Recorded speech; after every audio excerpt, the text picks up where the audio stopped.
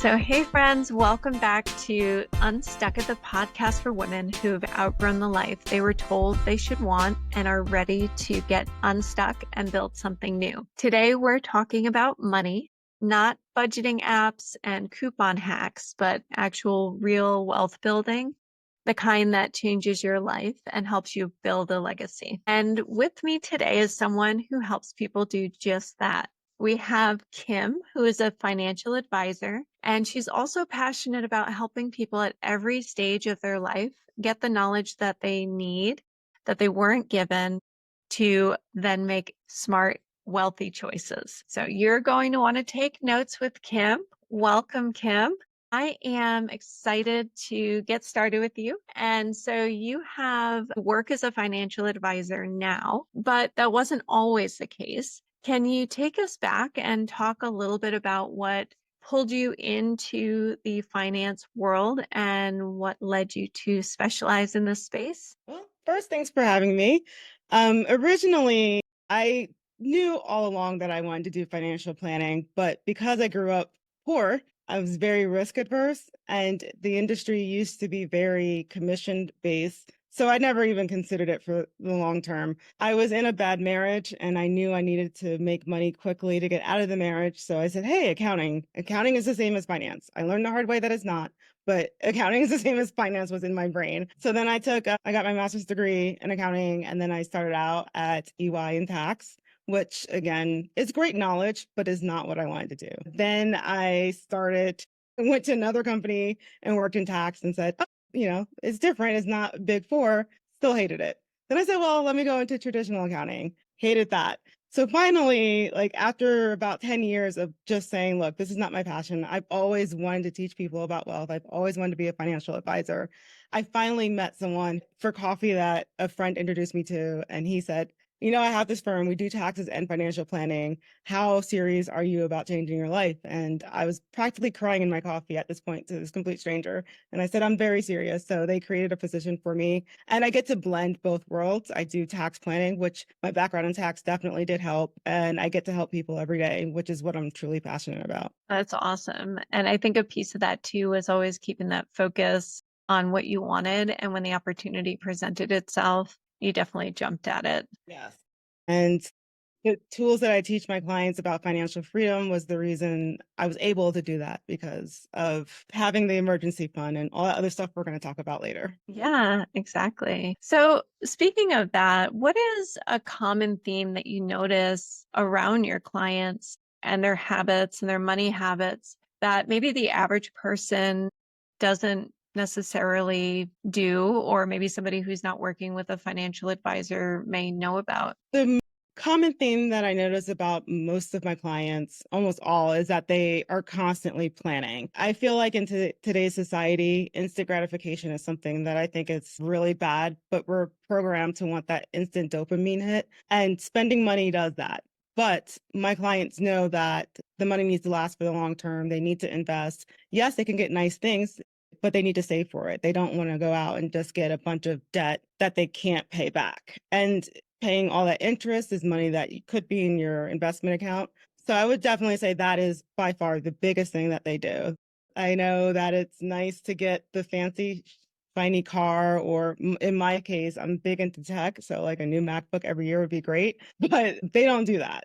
They just know how to plan ahead. Yeah. And so they're really thinking more about the future versus trying to make those choices and like, oh, I want that thing right now. It's like, okay, how much do I need? And how does that impact my long-term plans? And the one thing that I guess I can add to that point is, I'll use a house. Everyone wants a house. That's like one of the biggest things, that the American dream. People who have wealth realize that, yes, it's good to save for a down payment, but you need to have money for things that can go wrong with your house. So it's just always thinking about what can go wrong and how can I mitigate my risk by having the money there when something breaks. I mean, something's going to break in your house. So that's just an example of the way that they think versus the way that my parents thought growing up. So it's not like a bad thing. It's just we just weren't taught. Yeah, I think that's a really good point that, a lot of us just didn't receive that education. Maybe we came from people who had to live paycheck to paycheck, and that was just the only choice they had at that point. And being able to now be in a world where we can get more exposure to that information and be able to understand like what is the mindset behind making these choices that could put me in a position to then become wealthy, then are able to go ahead and do that today. So that's a good point too, as far as like, we grew up with that concept of just pay your bills. We didn't necessarily have any education on like long-term wealth building. I guess I was lucky in the sense that somebody in my family, I think it was my grandmother, had told me, like, just don't get into credit card debt. And that stuck with me from a very young age. And so that I really was very serious about that. But other than that, I didn't know anything about how to save properly, invest properly. It all seemed like something rich people did that I wasn't going to be able to do as an average person. So, what are some mindset shifts that people need to make in order to think more about becoming someone who can build wealth? Well, I know the first answer would drive my daughter crazy because at the age of 8, I taught her about compounding interest. And had I known about that in my early 20s, I would have a lot more money than I have now. But saving early, it may seem like you're not getting anywhere, but the if you just put your money in the S&P 500, which is the top 500 companies in the world, I mean, it has averaged over 10%. And if I started that at 20 at like $100 a month, I would have so much more money. Instead of just saying, I just need to pay my bills, that's all I have to do, and anything else I could spend. Pay yourself first. Always think about what you need to do with the extra money. For me, 401k is mandatory because we're not of the generation of pensions anymore. We're responsible for everything. Retirement accounts are a definite if you want to be comfortable later on in life. Look into other types of accounts like a high yield savings account for your emergency fund. There's brokerage accounts, but the key is to pay yourself first into those retirement accounts, brokerage accounts, and savings accounts, and then you could worry about paying your bills, which obviously, I'm not saying putting everything in the saving and not paying your bills, like, but you need to start also thinking ahead. It's not just about the here and now. Yeah, exactly. It's like, yes, of course, you have to pay your mortgage and Mhm. electricity or rent. But when you break down your budget and when you think about the order in which things happen in a month, you really want to think about it. Step one is I get that paycheck. Step two is a portion of that goes into an investment account, into a high yield savings, into whatever that is for my future. And then I pay my bills. And then I have something that I can Exactly. use towards what I enjoy, Exactly. versus the savings part being at the end of that line. And it's easy if you say, all right, after everything this month, I'm going to put it in savings. You're never going to have enough. So for me, what has worked for me, and it may not work for everyone, well, 401ks automatically come out of your paycheck. So that's a good thing. But I'm able to break my paycheck up into several different accounts. So I automatically, right off the top, it's gone. I don't even think about it. It's just there. And then it's invested. I have my emergency fund, always put extra in a house fund because I feel like every year something goes wrong. So I have my house fund, I have my vacation fund. Like you don't have to be like that, but that's what works for me. Just figure out what works for you. Yeah, and just having something that actually is organized, that Mhm. you are aware of where your money is going. And just a point too with the 401ks, and I've heard this a lot, and I am curious if you agree, I'm sure you do.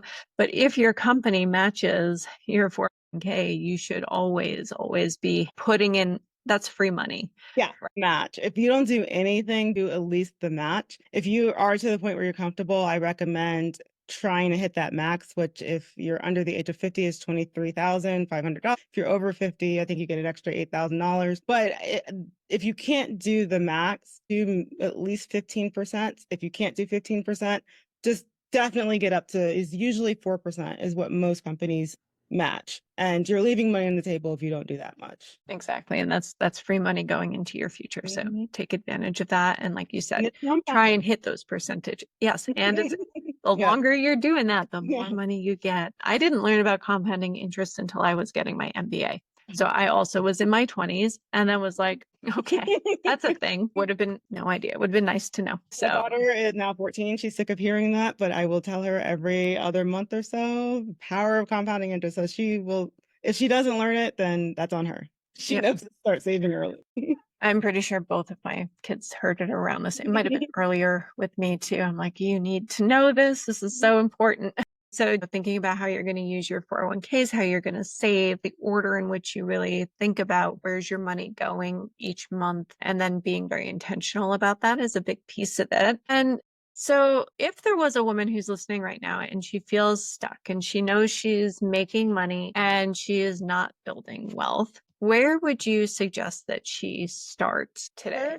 Thing, and there are a ton of budgeting apps. I'm using Monarch Money. I'm not endorsing it at all, but that's what I use. YNAB is another popular one at the office. Some people use spreadsheet. I don't recommend that.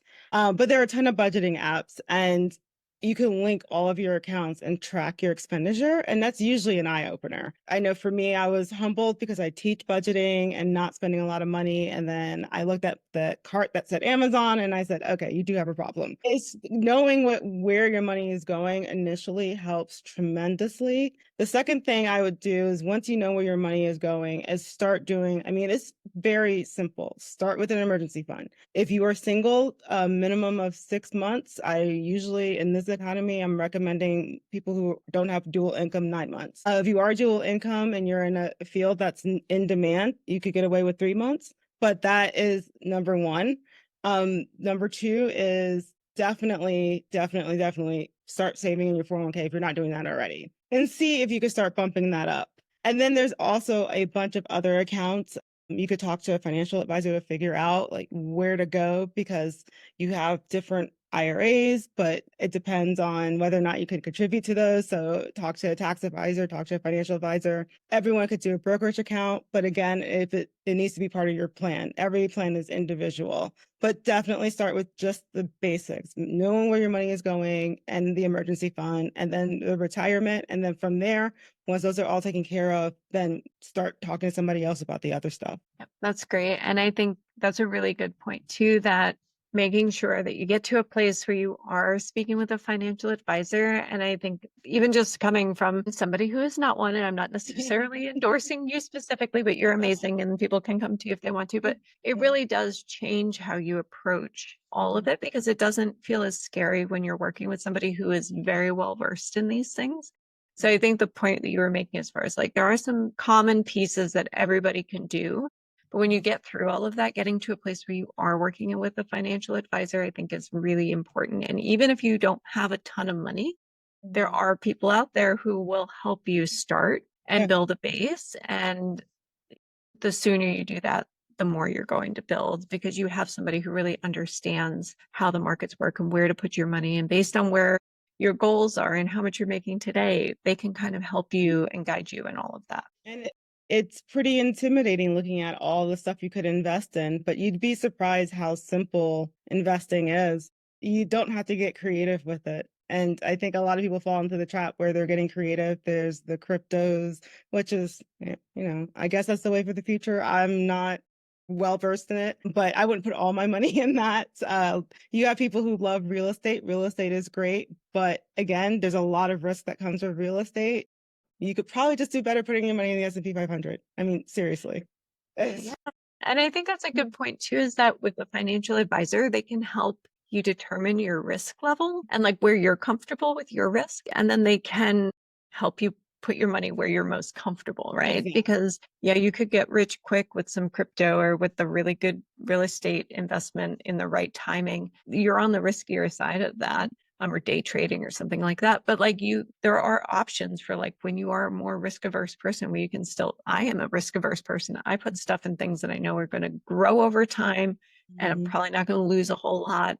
I mix in some stuff every so often enough that's like feels safe, but I keep it in a space where like I'm not doing anything risky. And my financial advisor helps me make sure that I am putting that in places that I'm comfortable, so that also is another piece that comes with getting. And they also help you determine and let you know that certain investments that you think aren't risky, like real estate, is very risky. I know a lot of people tell me they're risk averse, but then they're like, I'm going to buy a bunch of houses and rent that out. That is very risky. But they don't see that. They just see it as a tangible asset. So therefore, it has to make money all the time. That's not the case. So talking to someone who's well versed in the risk profiles of all these investments would be super helpful for anybody. And so the next question that I have for you, in this case, even when the paycheck is strong and you're making a lot of money, wealth doesn't necessarily always follow because, like we were saying, sometimes you just go and spend lots of money, or there's other factors that we'll talk about.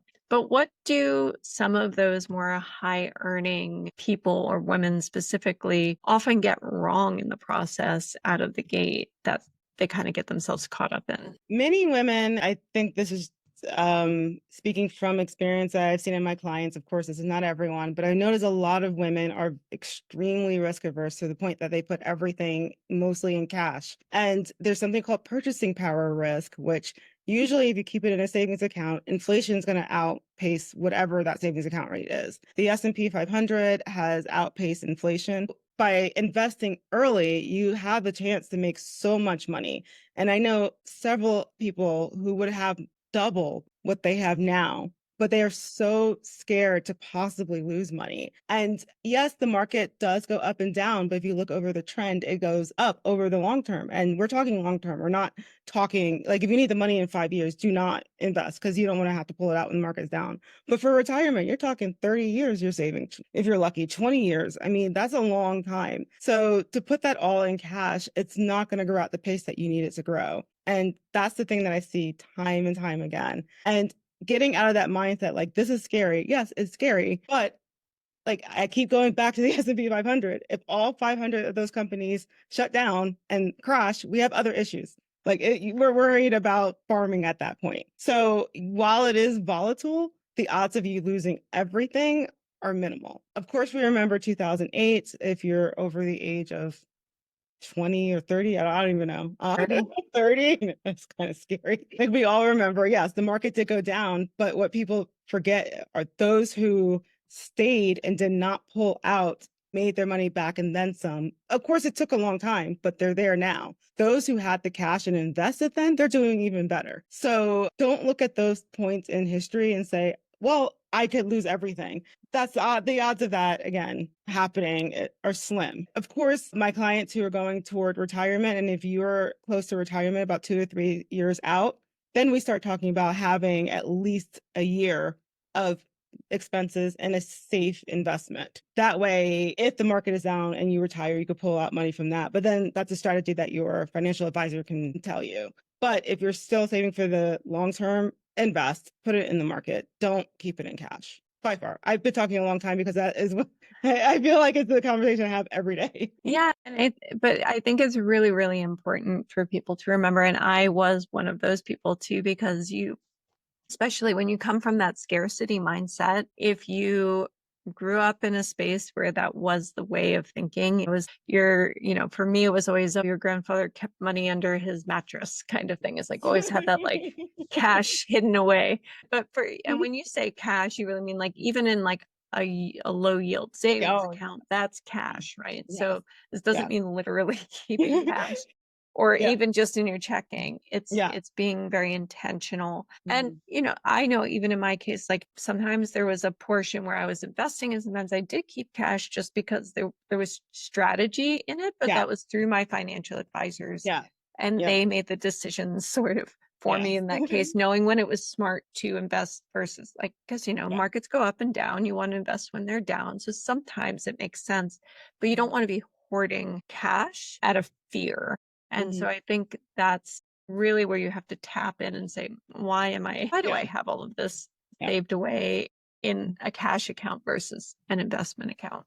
Once you speak to your financial advisors, we ask all the time, okay, anything changed? Do you have any new goals? How old is your car? How old is your water heater? Like these are all questions that we ask. Do you think you're going to have to replace your roof? And that will determine like, okay, let's bump that emergency fund up. So that, when you talk that out, that does make sense. But if you're thinking about like overall, I'm going to keep saying, go back to the market. And if you're systematically doing it, that's even better because you're not trying to time the market. If you do it every month, sometimes you hit it when it's down, sometimes you hit it when it's up. So that's even better than just saying, oh, here's $100,000. I'm just going to try to time the market and put it all in at once. That's not a good idea either. My stomach just dropped at that. And I've been telling and a lot of my women clients, I'm like, all right, can we do $10,000 a month? Like, come on, let's and those little bits and pieces kind of help. And then, then you do get the benefit of what we call dollar cost averaging, where you're not trying to time the market. Sometimes you hit it when it's down, like beginning of the year, which we all thought was going to crash. The market came rebounding. So I put my money where my mouth was. When it was down, I put more money in. I mean, but again, I'm not trying to time it. I don't recommend timing it.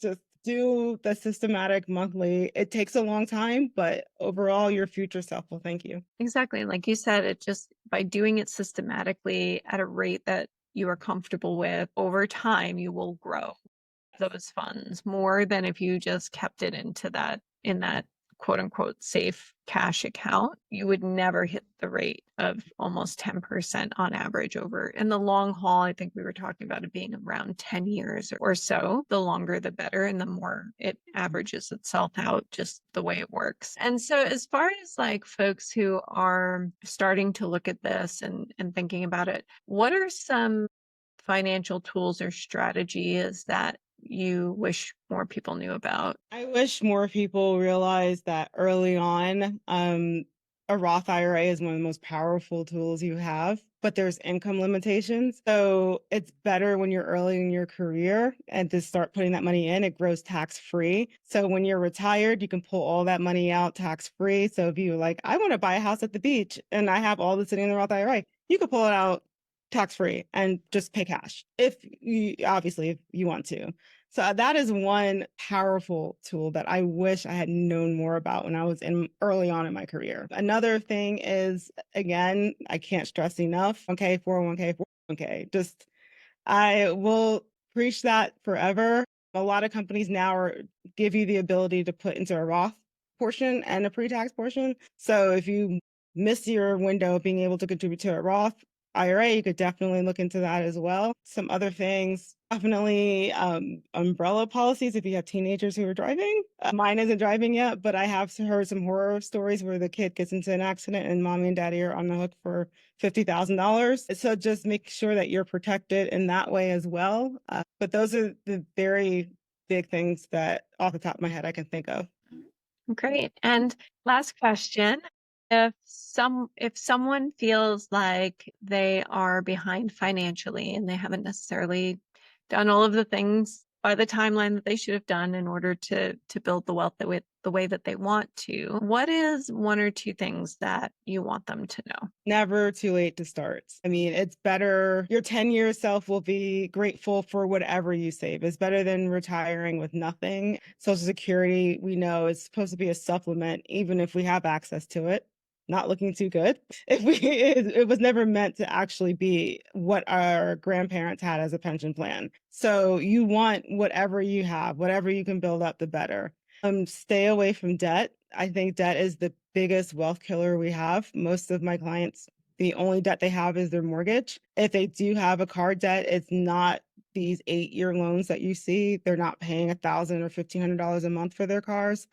I can't. Cars right now have just is one thing that's just a hot button topic for me. But just stay away from that and then just start, get a budget, know where your money is going, and start with your retirement account and your emergency fund. Top two things. That's great. Great advice. And yeah, definitely the debt piece, like being really aware of that. And we were talking about earlier before we started that, even if folks who have money have debt, it's usually a very intentional debt Yeah. that's going to lead to a greater investment or Yeah. asset in the long run.